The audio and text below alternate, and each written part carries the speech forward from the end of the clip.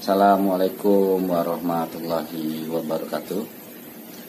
Di video saya kali ini, saya akan memberikan edukasi tentang cara memilih HT yang akan kita beli. Buat om dan abang-abang yang sudah paham, ada baiknya untuk skip aja video saya ini ya. Dan buat kalian semua yang masih pemula, ada baiknya untuk terus tonton video saya ini sampai selesai. Dan untuk yang belum subscribe, silahkan subscribe dan aktifkan lonceng notifikasi. Selamat menonton. Oke. Assalamualaikum warahmatullahi wabarakatuh. 5155 buat semuanya.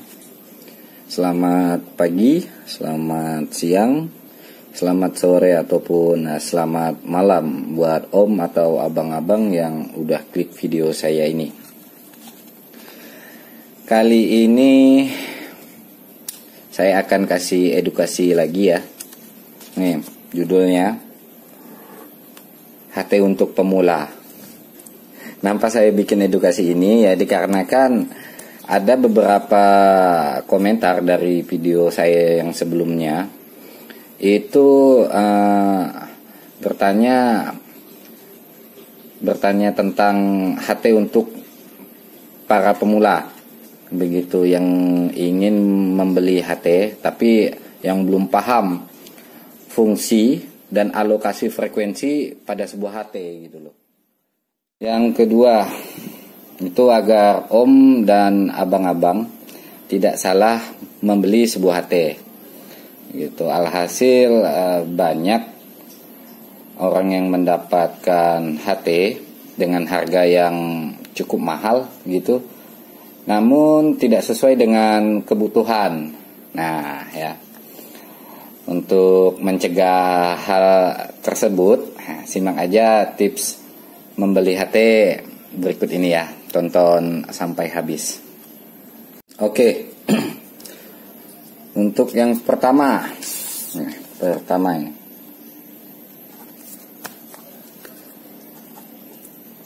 HT itu untuk apa? Yang pertama, HT itu untuk apa? Kita akan pecah ya di sini ya. Kita geser dulu. Pertama, itu untuk hobi. Ya. Untuk hobi. Kedua, itu untuk bekerja. Ya. Untuk hobi, yang kedua untuk bekerja. Oke, untuk hobi. Untuk hobi kali ini kita akan tidak bahas untuk hobi dulu dikarenakan kenapa? Ya, rata-rata kalau untuk hobi artinya om dan abang-abang sudah 50% atau 70% sudah menguasai ya. HT itu untuk apa? Begitu ya. Nah, kali ini kita akan mengupas untuk bekerja. Ya. Pertama, untuk bekerja. Kedua, langsung masuk di sesi kedua ya. Alokasi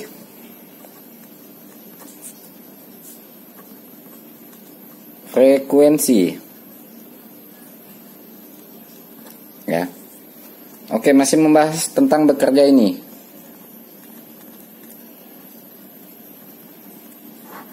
Nah, alokasi frekuensi untuk bekerja mesti diketahui dulu. HT ya, kita berbicara tentang HT.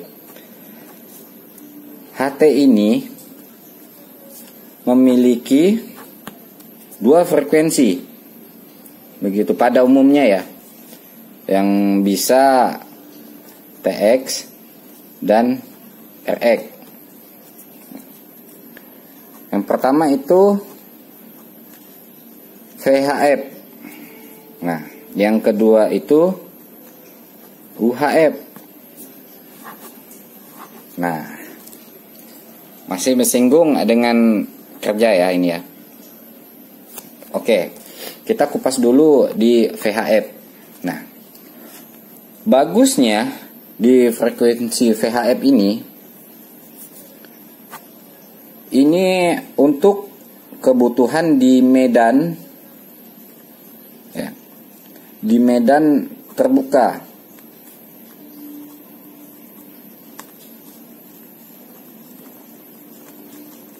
Nah, VHF bagusnya di medan terbuka. Begitu. Nah, kalau untuk yang di UHF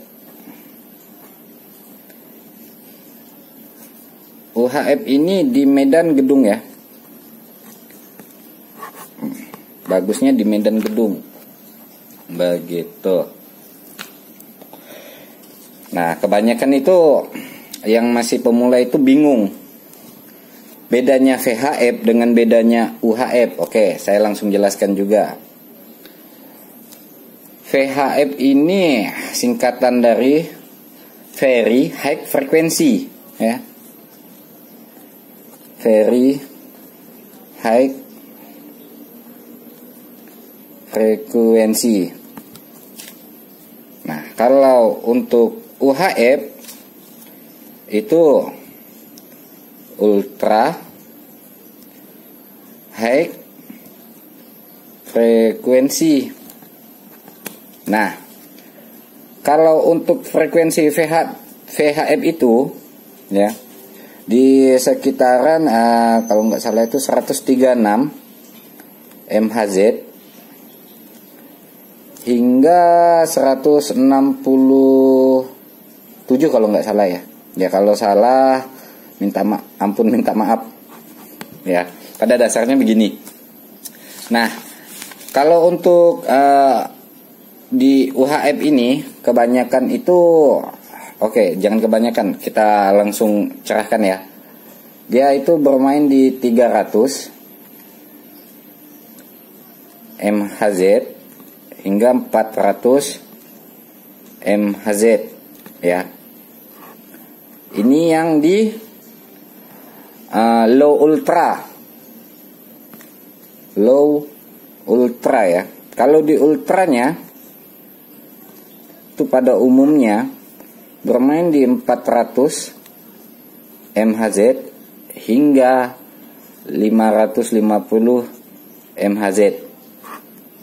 Oke ya. Nah, begini. Makanya bisa dilihat untuk kebutuhan bekerja itu antara di gedung apa di tempat lapangan terbuka. Nah, misalkan di gedung ini kan ya seperti apartemen, mall-mall begitu ya. Nih, apartemen, mall, rumah sakit. Nah, yang kalau di medan terbuka ini ya kayak parkir ya, habis itu touring, begitu pendaki. Nah, ini masuk dalam kategori di medan terbuka. Begitu. Oke. Sip. Nah, jadi untuk saran saya, kalau untuk para pemula digabungin aja ini semua HT-nya. Nah, ya. Dan solusinya itu ada HT banyak, itu HT dual band. HT dual band ya. Yang VHF dan UHF. Nah, kita buka lembar baru nih. Contoh-contoh gitu. Contoh ya. Contoh-contoh HT dual band. Oh, itu banyak tentunya. Yang kayak HT-HT made in China itu banyak. Untuk apa, dari sisi dual band ya, sekelas kayak pertama itu Fairway ya, Fairway. Kedua itu Baofeng ya, dan 3 itu dan lain-lain begitu. Nah, kalau untuk HT-HT dual band kayak gini yang murah meriah,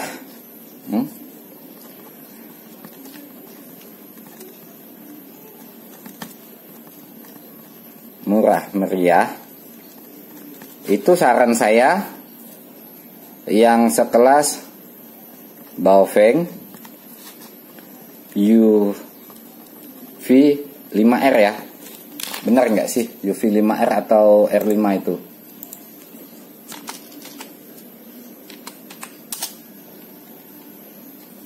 Ya, UV5R. Kalau yang mau anunya itu, ini adalah saran saya. Begitu. Kenapa mesti yang UVR5? Ya, keuntungannya itu banyak dari sisi dual band ya. Ini dual band, oke. Baterai itu kuat ya, baterai kuat. Habis itu kalau untuk rank frekuensi ya memadai begitu untuk dual band. Hanya ya kelemahan, ini keunggulan ya, keunggulan. Kalau untuk kelemahan ya, kelemahan modulasi mendam. Nah, ini aja satu kelemahannya ini, modulasi mendam. Apa kalau untuk bahasa Indonesianya ya, modulasinya itu nggak nyempreng gitu loh, nggak memadai.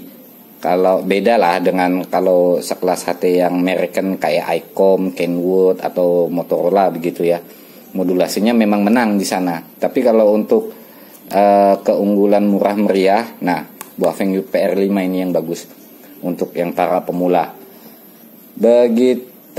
Ini kisaran harga paling lah 250 ya. Ini yang online ya, 250 hingga 300 ribu. Begitu. Habis itu kalau untuk yang fitur-fiturnya juga, fitur ya sini ya, fitur memadai. Begitu. Plus radio FM tentunya. Misalkan security begitu ya kan, bagi bosan-bosannya jaga ya bisa buka radio FM begitu untuk hiburan gitu kan, tapi mata masih memantau. Begitu. Oke ya. Saya kira edukasi untuk memilih HT untuk para pemula itu cukuplah sekian. Yang intinya di sini saya bukan memasarkan suatu produk, nggak ada niat saya untuk memasarkan suatu produk, hanya saya itu mengasih edukasi atau menyarankan ya membeli HT UVR5 untuk para pemula. Begitu. Oke, paham ya, wah, anggap aja paham lah begitu ya. Sip, oke, akhir cerita. Assalamualaikum warahmatullahi wabarakatuh.